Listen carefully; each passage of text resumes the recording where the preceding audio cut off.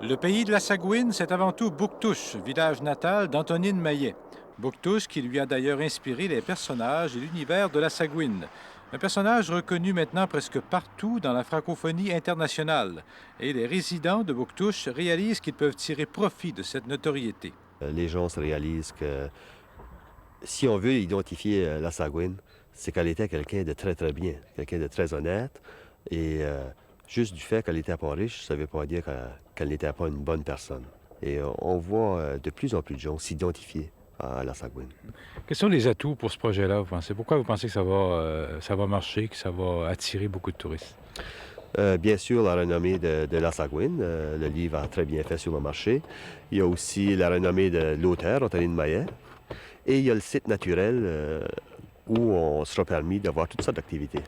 Donc, le tout fait un mariage qui est complet, le marketing du projet devient un élément assez facile. Donc, on est optimiste.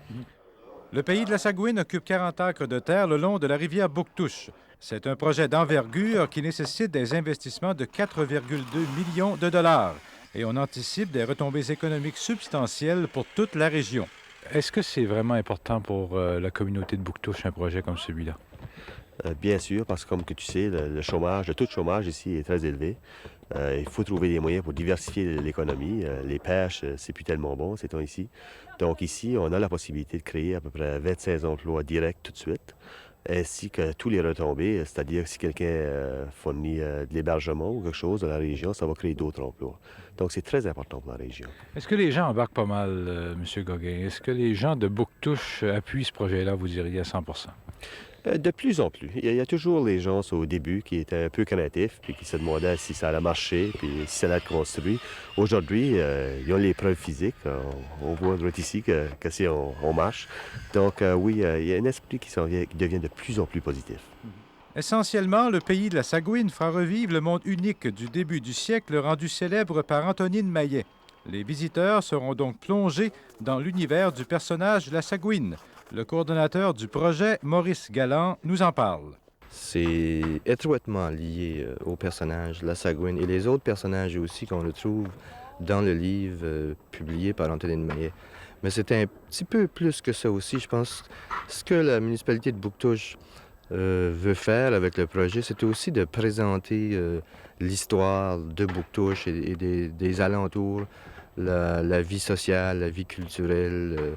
Il y aura quand même beaucoup dans les expositions, le thème de la pêche sera présenté un peu partout dans le centre d'interprétation et aussi sur l'île aux Puces.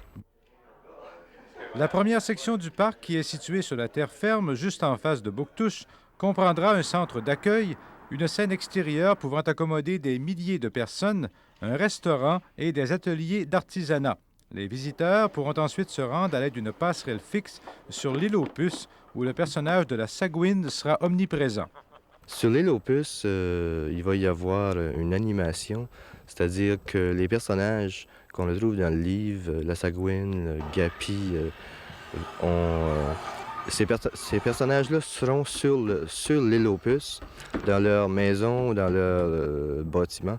Et de cette façon-là, il y aura certaines activités qui seront organisées, qui viseront la clientèle touristique. Cette clientèle touristique est importante puisqu'à chaque été, on estime que plus de 300 000 touristes empruntent la route 11 et passent donc tout juste devant le site du pays de la Sagouine. Pour les attirer, on mise sur une vaste campagne de promotion. On est déjà à la réalisation d'activités de promotion pour le projet. Je pense qu'il n'est pas trop tôt de commencer à en parler.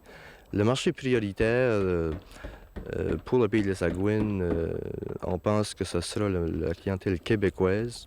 Alors, il y a des activités qui se font déjà dans le moment et qui visent cette clientèle-là. Et vous anticipez combien de visiteurs pour la première année? Est-ce que vous avez des projections d'établis déjà? Actuellement, les prévisions sur le nombre de visiteurs, c'est aux alentours de 50 000. Et moi, personnellement, je suis convaincu cet objectif-là sera atteint et tout probable dépassé. Les Acadiens de Nouvelle-Angleterre sont un élément qui devient bien attrayant pour nous autres. Tout le marché de Nouvelle-Angleterre est bien intéressant. C'est probablement un des marchés qui est le plus sollicité au monde au point de vue touristique. Donc nous autres aussi, on fera faire un effort. Je crois qu'on est fortuné d'avoir tellement d'Acadiens qui sont originaires d'ici. Et je suis sûr qu'ils vont non seulement visiter le projet, ils vont s'en retourner puis s'aimer la bonne nouvelle. L'ouverture du pays de la Sagouine est prévue pour le mois de juin 92 et tout sera fin prêt pour accueillir les visiteurs. Avec la renommée du personnage de la Sagouine jumelée au site naturel superbe, les promoteurs du pays de la Sagouine ont toutes les raisons d'être optimistes.